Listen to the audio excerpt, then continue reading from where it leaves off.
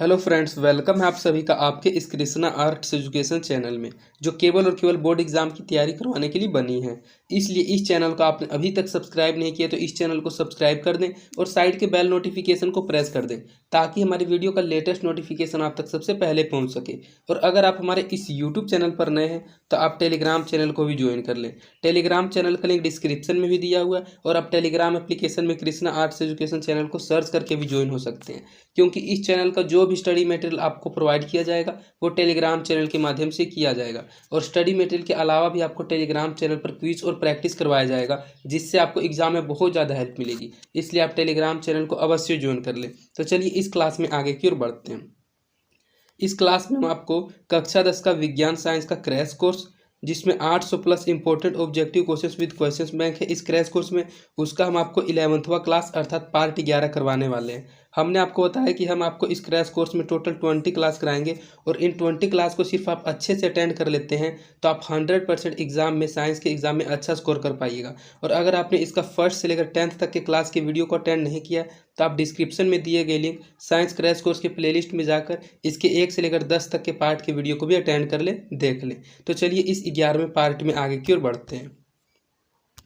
इसमें हमारा पहला क्वेश्चन है कि वास्तविक वस्तु का आभासी प्रतिबिंब बनता है। जो वास्तविक वस्तु होती है उस वास्तविक वस्तु का आभासी प्रतिबिंब किस दर्पण में बनता है? समतल दर्पण में बनता है, उत्तल दर्पण में बनता है, अवतल दर्पण में बनता है, या फिर इनमें से सभी दर्पण में बनता है? तो अगर आप इन क्वेश्चंस का आंसर जानते हैं, आप पहले से पढ़े हुए हैं, तो आप इन क्वेश्चंस का आंसर कमेंट बॉक्स में देते हुए चलिएगा। और अगर आपको इन क्वेश्चंस का आंसर नहीं पता है, आपके लिए क्वेश्चंस नया है, तो आप सिर्फ मेरे इस 20 क्लास को अटेंड कीजिए और एग्जाम में अच्छा स्कोर लाइए। तो इन क्वेश्चंस को सिर्फ आपको समझते हुए और याद करते हुए चलना है। तो इसमें कहा जा रहा है कि जो वास्तविक वस्तु होता है उसका आभासी प्रतिबिंब किस में बनता है? तो उसका आभासी प्रतिबिंब वास्तविक वस्तु का समतल में बनता है, उत्तल में भी और अवतल दर्पण में भी। तो इसका सही आंसर ऑप्शन नंबर डी हो जाएगा।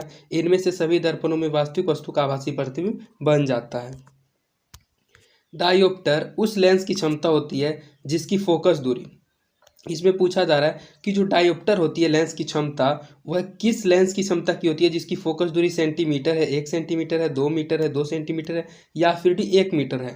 तो डायोप्टर उसी लेंस की क्षमता होती है जिस लेंस की जो फोकस दूरी है 1 मीटर हो। अगर किसी लेंस की फोकस दूरी 1 मीटर है तभी डायोप्टर उस लेंस की क्षमता हो सकती है। तो इसका सही आंसर ऑप्शन नंबर डी हो जाएगा, 1 मीटर है। किसी लेंस के बाहर की ओर उभरे 2 गोलीय पृष्ठ हो तो इसे क्या कहते हैं? अगर कोई लेंस है और उसके बाहर की ओर 2 उभरे हुए गोलीय पृष्ठ हो तो उन दोनों गोलीय उभरे पृष्ठ को क्या कहते हैं? अवतल लेंस, समतल उत्तल लेंस, उत्तल लेंस, या फिर समतल उत्तल अवतल लेंस? तो एक लेंस है और उसके दोनों ओर उभरे हुए 2 गोलीय पृष्ठ हैं, तो इस दर्पण को तो आप जानते होंगे कि उत्तल लेंस कहा जाता है। तो इसका सही आंसर ऑप्शन नंबर सी हो जाएगा, उत्तल लेंस। किसी लेंस के बाहर की ओर उभरे 2 गोलीय पृष्ठ हो तो इसे उत्तल लेंस कहते हैं। कौन रंग है जिसका खतरे के सिग्नल में उपयोग होता है? ये 4 प्रकार का रंग दिया गया और पूछा जा रहा है आपसे कि इनमें से ऐसा कौन सा रंग है जिस रंग का उपयोग खतरे के सिग्नल में अर्थात डेंजर के रूप में होता है? नीले रंग का, बैंगनी रंग का, लाल रंग का, या फिर पीले रंग का? तो इस क्वेश्चन का आंसर तो आप जरूर जानते होंगे कि ऐसा कौन सा रंग है जिसका खतरे के रूप में उपयोग किया जाता है। तो लाल रंग एक ऐसा रंग है जिसका खतरे के सिग्नल में उपयोग होता है। ट्रैफिक रोड में इसका उपयोग होता है, रेलवे सिग्नल में इसका उपयोग होता है लाल रंग का। तो इसका सही आंसर ऑप्शन नंबर सी हो जाएगा, लाल रंग। कौन रंग है जिसका खतरे के सिग्नल में उपयोग होता है? तो खतरे के सिग्नल में हमेशा लाल रंग का उपयोग होता है। प्रकाश के किस रंग की तरंगदैर्घ्य अधिकतम होता है? यह क्वेश्चन रिपीट हो गया है। यह क्वेश्चन हमने आपको लगता है 3rd या 4th क्लास में करवाया था और हमने आपको बताया था कि यह क्वेश्चन बहुत ज़्यादा इंपॉर्टेंट है कि प्रकाश का ऐसा कौन सा रंग है जिसका जो तरंगदैर्घ्य अधिकतम होता है? बैंगनी रंग का, हरा रंग का, लाल रंग का, या फिर पीला रंग का? तो जो प्रकाश का तरंगदैर्घ्य अधिकतम होता है वह लाल रंग होता है।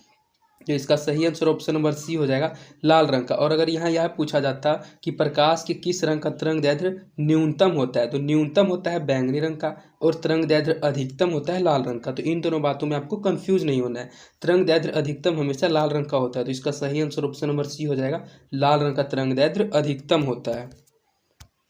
निकट दृष्टि दोष दूर करने के लिए किस लेंस का व्यवहार होता है? जिस व्यक्ति को निकट दृष्टि दोष हो जाता है अर्थात उसको निकट की वस्तुएं तो स्पष्ट दिखाई देती है लेकिन उसकी दूर की वस्तुएं स्पष्ट नहीं दिखाई देती है, उसको दूर की वस्तुएं अच्छे से नहीं दिखाई देती है, तो वह किस लेंस के चश्मे से उसको ठीक कर सकता है, उत्तल लेंस से, अवतल लेंस से, समतल लेंस से या फिर इस सभी प्रकार के लेंस से। तो जिस व्यक्ति को निकट दृष्टि दोष हो जाता है उसके लिए अवतल लेंस का व्यवहार किया जाता है। जब वह अवतल लेंस का व्यवहार करता है तो उसको दूर की वस्तु में स्पष्ट दिखाई देने लगती है। तो इसका सही आंसर ऑप्शन नंबर बी हो जाएगा, अवतल लेंस का। निकट दृष्टि दोष दूर करने के लिए अवतल लेंस का उपयोग होता है, और अगर यहाँ दूर दृष्टि दोष रहता है तो दूर दृष्टि दोष के लिए उत्तल लेंस का उपयोग होता है और निकट दृष्टि दोष के लिए अवतल लेंस का उपयोग होता है। तो यहाँ निकट दृष्टि दोष है तो इसका सही आंसर ऑप्शन नंबर बी हो जाएगा, अवतल लेंस का। किसी कुंडली का प्रतिरोध ज्ञात करने का सूत्र है। अगर आप किसी कुंडली का प्रतिरोध ज्ञात करना चाहते हैं तो उसके लिए किस सूत्र का आपको उपयोग करना पड़ेगा? A R is equal to V I, B R is equal to V बटा I, C R is equal to V बटा आई या फिर D R is equal to V minus one. तो अगर आप किसी भी कुंडली का प्रतिरोध ज्ञात करना चाहते हैं तो उसके लिए आपको सूत्र लगाना होगा R is equal to V बटा आई। तो बी और सी दोनों के दोनों ऑप्शन में एक ही चीज़ लिखा गया है तो ये दोनों ऑप्शन सही हो जाएंगे। किसी भी कुंडली का प्रतिरोध ज्ञात करने का जो सूत्र होता है वह R is equal to V बटा I, R is equal to V बटा आई होता है। तो आपको सिर्फ इस सूत्र को याद रखना है, R is equal to V बटा आई किसी भी कुंडली का प्रतिरोध ज्ञात करने का सूत्र होता है। तो यह ऑप्शन बी में हो, सी में हो, वह आपको अपने एग्जाम के अनुसार मानना है। ठीक। धातु में धारावाहक होते हैं। जो धातु होते हैं उन धातु में धारावाहक कौन होते हैं? प्रोटॉन, मुक्त इलेक्ट्रॉन, कोर इलेक्ट्रॉन या फिर इनमें से कोई भी नहीं। तो जो भी धातुएं होती हैं, जितनी भी धातुएं होती हैं, सभी धातुओं में जो धारावाहक होती हैं वे मुक्त इलेक्ट्रॉन होते हैं। तो इसका सही आंसर ऑप्शन नंबर बी हो जाएगा, मुक्त इलेक्ट्रॉन। धातुओं में धारावाहक होते हैं मुक्त इलेक्ट्रॉन। परिपथ में विद्युत धारा की माप किससे की जाती है? अगर आप परिपथ में विद्युत धारा की माप करना चाहते हैं तो आप किस यंत्र की सहायता से परिपथ में विद्युत धारा की माप कर सकते हैं? वोल्टमीटर से, एमीटर से, गैल्वेनोमीटर से या फिर किसी से भी नहीं। तो परिपथ में अगर विद्युत धारा की माप करना होता है तो परिपथ में विद्युत धारा की माप एमीटर से किया जाता है और विभवांतर का माप वोल्टमीटर से किया जाता है। तो इसमें विद्युत धारा का माप करने के लिए कहा जा रहा है तो विद्युत धारा की माप एमीटर से होती है। तो इसका सही आंसर ऑप्शन नंबर बी हो जाएगा, एमीटर से। परिपथ में विद्युत धारा की माप एमीटर से की जाती है। विद्युत फ्यूज विद्युत धारा के किस प्रभाव पर कार्य करता है? यह भी क्वेश्चन बहुत ज़्यादा इंपॉर्टेंट है जो बहुत बार बोर्ड एग्जाम में पूछा भी जा चुका है और यह क्वेश्चन रिपीट भी बहुत बार हो चुका है, इसलिए आप इस क्वेश्चन का आंसर अभी तक अच्छे से याद कर लिए होंगे कि जो विद्युत फ्यूज होता है उस विद्युत फ्यूज विद्युत धारा के किस प्रभाव पर कार्य करता है? ऊष्मीय प्रभाव पर, चुंबकीय प्रभाव पर, रासायनिक प्रभाव पर या फिर इनमें से किसी भी प्रभाव पर नहीं। तो जो विद्युत फ्यूज होता है वह विद्युत धारा के ऊष्मीय प्रभाव पर कार्य करता है। तो इसका सही आंसर ऑप्शन नंबर ए हो जाएगा, ऊष्मीय प्रभाव पर। विद्युत फ्यूज विद्युत धारा के ऊष्मीय प्रभाव पर कार्य करता है। बैटरी से किस प्रकार की धारा प्राप्त होती है? जो बैटरियां होती है उनसे किस प्रकार की धारा प्राप्त होती है? दिष्ट धारा अर्थात डीसी करंट, प्रत्यावर्ती धारा अर्थात एसी करंट, ए और बी दोनों अर्थात दिष्ट और प्रत्यावर्ती दोनों या फिर इनमें से कोई भी नहीं। तो जो बैटरी होती है बैटरी से हम लोगों को डीसी करंट प्राप्त होती है, दिष्ट धारा। तो इसका सही आंसर ऑप्शन नंबर ए हो जाएगा, दिष्ट धारा। बैटरी से किस प्रकार की धारा प्राप्त होती है? तो बैटरी से दिष्ट धारा प्राप्त होती है। निम्नलिखित में से कौन जैव मात्रा ऊर्जा का स्रोत उदाहरण नहीं है? अर्थात इन चारों में से ऐसा कौन सा जैव मात्रा ऊर्जा स्रोत का उदाहरण नहीं है? ए लकड़ी, बी गोबर गैस, सी नाभिकीय ऊर्जा या फिर डी कोयल। यहाँ कोयल नहीं, यहाँ कोयला होना चाहिए था, ये थोड़ा टाइपिंग मिस्टेक है। तो इसमें पूछा जा रहा है कि इनमें से ऐसा कौन सा पदार्थ है जो कि जैव मात्रा ऊर्जा स्रोत का उदाहरण नहीं है? तो जैव मात्रा ऊर्जा स्रोत का उदाहरण लकड़ी भी है, गोबर गैस भी है और कोयला भी है। लेकिन नाभिकीय ऊर्जा एक ऐसा चीज़ है, एक ऐसा पदार्थ है जो कि जैव मात्रा ऊर्जा का उदाहरण नहीं है। तो इसका सही आंसर ऑप्शन नंबर सी हो जाएगा, नाभिकीय ऊर्जा। निम्नलिखित में से कौन जैव मात्रा ऊर्जा स्रोत का उदाहरण नहीं है? तो इनमें से नाभिकीय ऊर्जा जैव मात्रा ऊर्जा स्रोत का उदाहरण नहीं है। इनमें से कौन नवीकरणीय ऊर्जा है? अर्थात इन चारों ऊर्जा में से ऐसी कौन सी ऊर्जा है जो कि नवीकरणीय ऊर्जा है? तो नवीकरणीय ऊर्जा अगर हम आपको साधारण भाषा में बताएं तो वैसी ऊर्जा जिसका आप एक बार उपयोग करके उसको पुनः उपयोग करने लायक बना सकते हैं, अर्थात उसको पुनः तैयार किया जा सकता है। तो ए कोयला, बी पेट्रोल, सी सौर ऊर्जा और डी प्राकृतिक गैस। तो इनमें से पूछा जा रहा है कि नवीकरणीय ऊर्जा कौन है? तो सौर ऊर्जा एक ऐसा ऊर्जा है जिसका आप उपयोग करके उसको पुनः उपयोग में ला सकते हैं, अर्थात उसको पुनः फिर से दोबारा बना सकते हैं। लेकिन कोयला और पेट्रोल एक ऐसा है जो कि बहुत ज़्यादा मिलियन वर्ष में बनता है। तो इनमें से पूछा जा रहा था कि नवीकरणीय ऊर्जा कौन है? तो इनमें से जो नवीकरणीय ऊर्जा है वह सौर ऊर्जा है। तो इसका सही आंसर ऑप्शन नंबर सी हो जाएगा, सौर ऊर्जा। निम्न में कौन अवकारक है? इन चारों में से ऐसा कौन है जो कि एक अवकारक है? AH2, BCO, CO2 या फिर DH2S। तो इनमें से H2 ही एक ऐसा है जो कि एक अवकारक है। तो इसका सही आंसर ऑप्शन नंबर ए हो जाएगा H2। निम्न में कौन अवकारक है? तो H2 एक अवकारक है। निम्नलिखित में से पीएच का कौन सा क्षारक विलयन का मान देता है? अर्थात इनमें से ऐसा पीएच का कौन सा ऐसा क्षारक होता है, कौन सा पीएच का कौन सा मान विलयन क्षारक का मान देता है? A2, B7, C6 या फिर D13।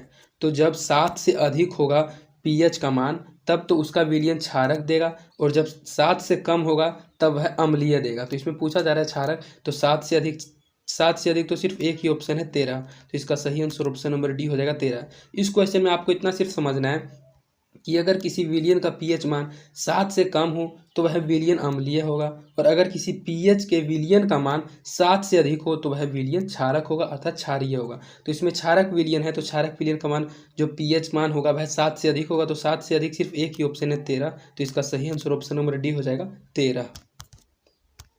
निम्नलिखित में से कौन सही है? यह क्वेश्चन भी बहुत बार रिपीट हो गया और यह भी बहुत ज़्यादा इंपॉर्टेंट क्वेश्चन है। हमने आपको इसको याद करने का एक तरीका भी बताया है कि इनमें से कौन सही है। तो आपको सिर्फ इतना ध्यान रखना है, ए है Na2CO3 × 5H2O, बी है Na2CO3 × 10H2O, सी है Na2CO3 × 7H2O और डी है Na2CO3 × 2H2O।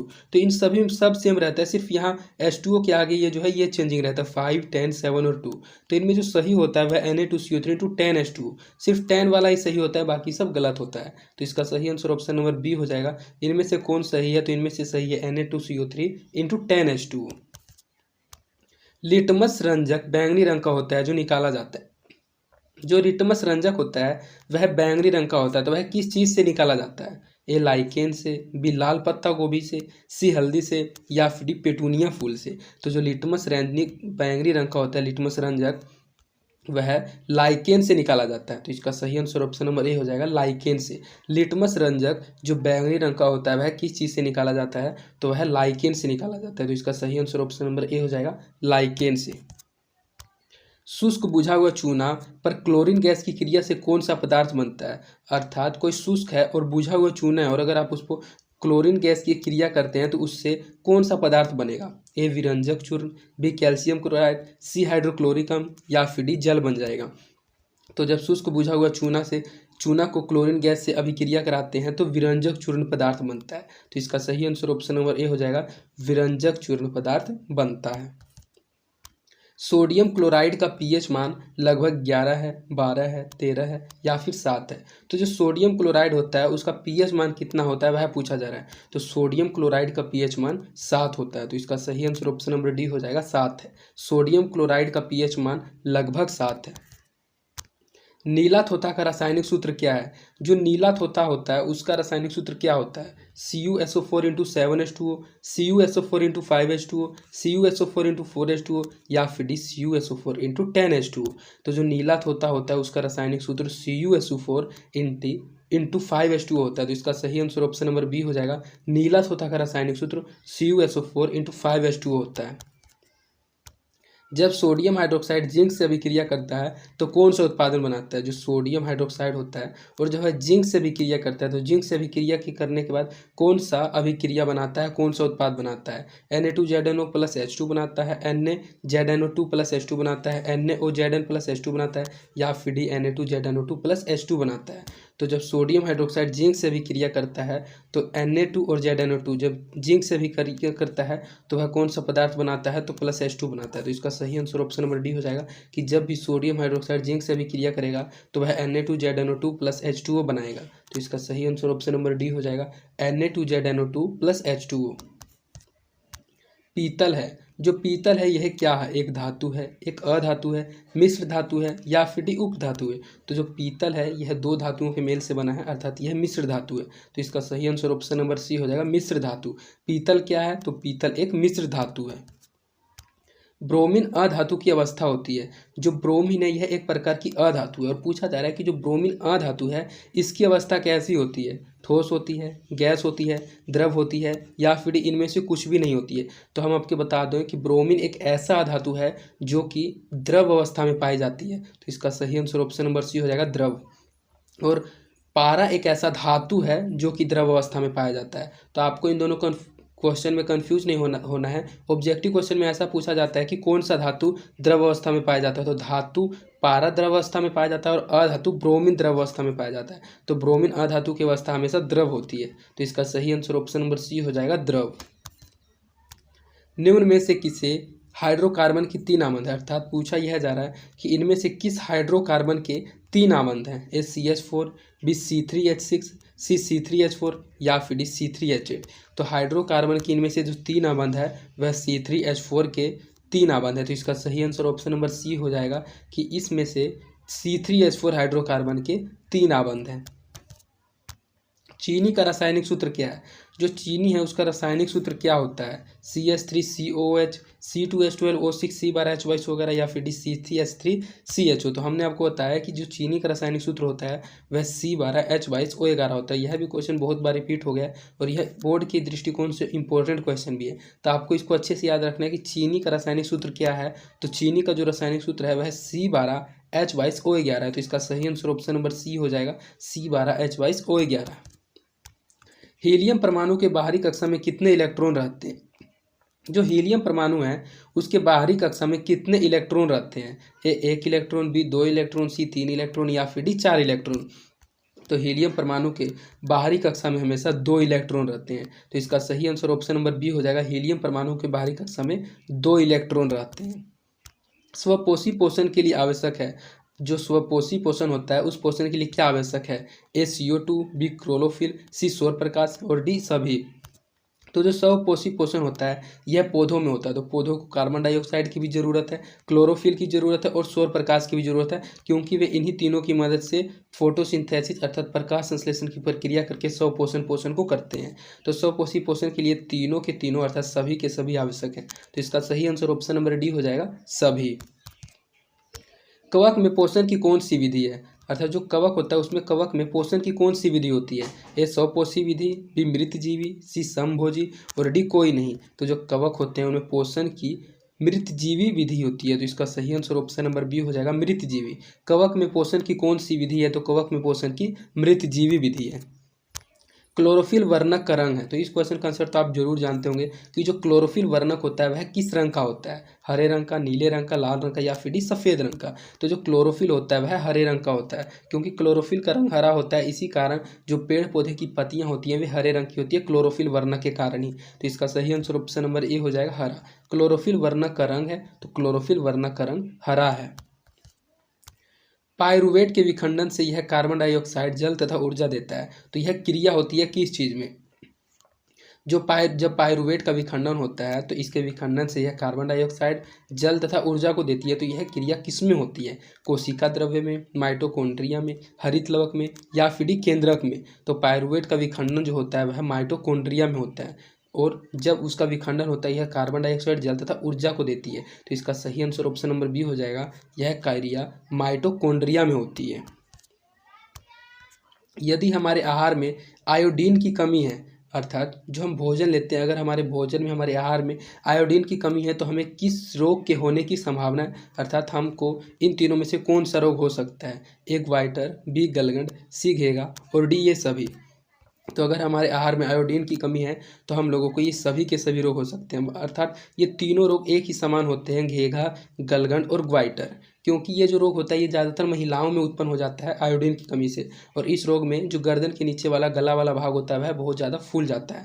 तो आयोडीन की कमी से हमारे शरीर में सभी के सभी रोग हो सकते हैं, तो इसका सही आंसर ऑप्शन नंबर डी हो जाएगा, ये सभी रोग होने की संभावना है। एस्ट्रोजन प्रभावित होता है, यहाँ पर स्रावित होना चाहिए था कि जो एस्ट्रोजन होता है वह कहाँ पर स्रावित होता है, विषय द्वारा स्रावित होता है, अंडाशय द्वारा, लैंगरहैंस की द्वीपिकाओं द्वारा या फिर डी थोराइड द्वारा। तो जो एस्ट्रोजन होता है वह अंडाशय द्वारा स्रावित होता है, यह स्रावित होना चाहिए था, तो इसका सही आंसर ऑप्शन नंबर बी हो जाएगा, अंडाशय द्वारा। एस्ट्रोजन कहाँ से स्रावित होता है, तो एस्ट्रोजन अंडाशय द्वारा स्रावित होता है, इसका सही आंसर ऑप्शन नंबर बी हो जाएगा, अंडाशय द्वारा। मनुष्य में ऐच्छिक गतियों का नियंत्रण किसके द्वारा होता है, जो मनुष्य में ऐच्छिक गतियाँ होती है उन गतियों का नियंत्रण कौन करता है, ए सेरिब्लम, बी सेरिब्रम, सी थोराइड या फिर डी पिट्यूटरी। तो जो मनुष्य में ऐच्छिक गतियाँ होती है उन गतियों का जो नियंत्रण करता है वह सेरिब्रम करता है, तो इसका सही आंसर ऑप्शन नंबर बी हो जाएगा, सेरिब्रम। मनुष्य में ऐच्छिक गतियों का नियंत्रण सेरिब्रम के द्वारा होता है। घोंघा किस समुदाय का प्राणी है? जो घोंघा होता है वह किस समुदाय का प्राणी है? मोलस्क का समुदाय का, इकाइनोडर्माटा समुदाय का प्राणी है, प्रोटोकार्डेटा का, या फिर एनिलिडा का? तो जो घोंघा होता है वह मोलस्का समुदाय का प्राणी है। तो इसका सही आंसर ऑप्शन नंबर ए हो जाएगा मोलस्का। निम्नलिखित में कौन सा जंतु उभयलिंगी जंतु है? यह भी क्वेश्चन बहुत ज़्यादा इंपॉर्टेंट है और बहुत बार रिपीट हो चुका है। यह भी क्वेश्चन बोर्ड एग्जाम में जरूर आ सकता है कि इनमें से ऐसा कौन सा जंतु है जो कि एक उभयलिंगी जंतु है? ए मानव, बी कबूतर, सी मेंढक, या फिर डी केंचुआ? तो इनमें से केंचुआ एक ऐसा जंतु है जो कि एक उभयलिंगी जंतु है। तो इसका सही आंसर ऑप्शन नंबर डी हो जाएगा केंचुआ। परागकोश होते हैं, जो परागकोश होते हैं वे किस चीज़ में होते हैं? बाह्यदल में, अंडाशय में, अंडक में, या फिर परागकण में? तो परागकोश परागकण होते हैं, परागकण में ही होते हैं। तो इसका सही आंसर ऑप्शन नंबर डी हो जाएगा परागकोश परागकण में होते हैं। मनुष्य में कितने जोड़े क्रोमोसोम होते हैं? अर्थात जो मानव होता है उन मनुष्यों में कितने जोड़े क्रोमोसोम पाए जाते हैं? 21 जोड़े, 20 जोड़े, 23 जोड़े, या फिर 25 जोड़े? तो यह भी क्वेश्चन बहुत ज़्यादा इंपॉर्टेंट है कि जो मनुष्य होते हैं उनमें कितने जोड़े क्रोमोसोम पाए जाते हैं? तो मनुष्यों में 23 जोड़े क्रोमोसोम पाए जाते हैं। तो इसका सही आंसर ऑप्शन नंबर सी हो जाएगा 23 जोड़े। मनुष्य में कितने जोड़े क्रोमोसोम होते हैं? तो मनुष्य में 23 जोड़े क्रोमोसोम होते हैं। निम्नलिखित में से किसे आप उपभोक्ता की श्रेणी में रखेंगे? अर्थात इन चारों में से अगर आपको उपभोक्ता की श्रेणी में किसी को रखने के लिए कहा जाए तो आप किसको रखेंगे? हरे पौधे को, नील हरित शैवाल को, सी जंगली जानवर को, या फिर फल और पत्ते को? तो उपभोक्ता उसे कहा जाता है जो कि अगर उसको कोई किसी चीज़ को बना के देता है तो वह उसका उपभोग करता है। तो हरे पौधे तो अपना भोजन स्वयं बनाते हैं, नील हरित शैवाल भी स्वयं बनाते हैं, और फल और पत्ते भी स्वयं बनाते हैं। लेकिन जंगली जानवर एक ऐसा होता है जो कि उपभोग करता है दूसरे के द्वारा बनाए गए भोजन का। तो उपभोक्ता की श्रेणी में जंगली जानवर को ही रखा जाएगा। तो इसका सही आंसर ऑप्शन नंबर सी हो जाएगा जंगली जानवर। निम्नलिखित में से किसे आप उपभोक्ता की श्रेणी में रखेंगे? तो जंगली जानवर को ही उपभोक्ता की श्रेणी में रखना पड़ेगा। पर्यावरण बचाने के लिए 3 प्रकार के आर का उपयोग किया जाता है। इसका मतलब क्या है? जो पर्यावरण बचाना जाता है तो पर्यावरण को बचाने के लिए एक आर अल्फ़ाबेट का उपयोग किया जाता है और इसका 3 मतलब होता है। तो वो 3 मतलब क्या क्या होता है? ए कम उपयोग, बी पुनः चक्रण, सी पुनः उपयोग, और डी ये सभी। तो जो आर का उपयोग होता है इसका ये तीनों के तीनों मतलब होते हैं, अर्थात कम उपयोग रिड्यूस, पुनः चक्रण रिसाइकल, और पुनः उपयोग अर्थात रीयूज। तो रीयूज, रिसाइकल और रिड्यूस, इन तीनों का उपयोग होता है इसमें, ये आर के पर्यावरण को बचाने के लिए आर अल्फ़ाबेट का उपयोग। तो इसका सही आंसर ऑप्शन नंबर डी हो जाएगा। इसका जो मतलब है वह है तीनों का तीनों, अर्थात सभी का सभी है, कम उपयोग भी, पुनः चक्रण भी, और पुनः उपयोग भी। किन कारणों से प्राकृतिक संसाधन नष्ट हो रहे हैं? अर्थात इन तीनों चारों कारणों में से ऐसा कौन सा कारण है जिससे आजकल प्राकृतिक संसाधन ही नष्ट हो रहे हैं? ए शहरीकरण से, बी प्रदूषण से, सी ए एवं बी दोनों से, या फिर डी वृक्षारोपण से? तो वृक्षारोपण से तो प्राकृतिक संसाधन नष्ट नहीं बल्कि वृद्धि हो रहे हैं। तो यह तो ऑप्शन बिल्कुल ही गलत हो जाएगा। शहरीकरण और प्रदूषण एक ऐसा चीज़ है जिससे प्राकृतिक संसाधन नष्ट हो रहे हैं। तो इसका जो सही आंसर हो जाएगा ऑप्शन नंबर सी, ए एवं बी दोनों, अर्थात शहरीकरण और प्रदूषण, इन दोनों से प्राकृतिक संसाधन नष्ट हो रहे हैं। यही दोनों कारण है प्राकृतिक संसाधन नष्ट करने के। तो इसका सही आंसर ऑप्शन नंबर सी हो जाएगा, ए एवं बी दोनों। तो इस प्रकार आपका इस वीडियो में 40 ऑब्जेक्टिव क्वेश्चंस कंप्लीट करा दिया गया है और यह हमारे क्रैश कोर्स का 11वां क्लास था और इसके बाद इसका 9 क्लास और लाया जाएगा। और अगर आप इसके सिर्फ 20 क्लास को अटेंड कर लेते हैं तो आप 100% एग्जाम में अच्छा स्कोर कर पाइएगा। और अगर आपको हमारी वीडियोस पसंद आती है तो आप अपने दोस्तों के बीच भी इन वीडियोज़ को जरूर शेयर करें और आप हमारे वीडियोज़ को लाइक भी जरूर करें, इससे हमारा मोटिवेशन बना हुआ रहता है। और अगर आपने अभी तक इस यूट्यूब चैनल को सब्सक्राइब नहीं किया है तो आप इसको भी जरूर सब्सक्राइब कर दें। तो आज के लिए इतना ही, धन्यवाद। मिलते हैं आपसे नेक्स्ट वीडियो।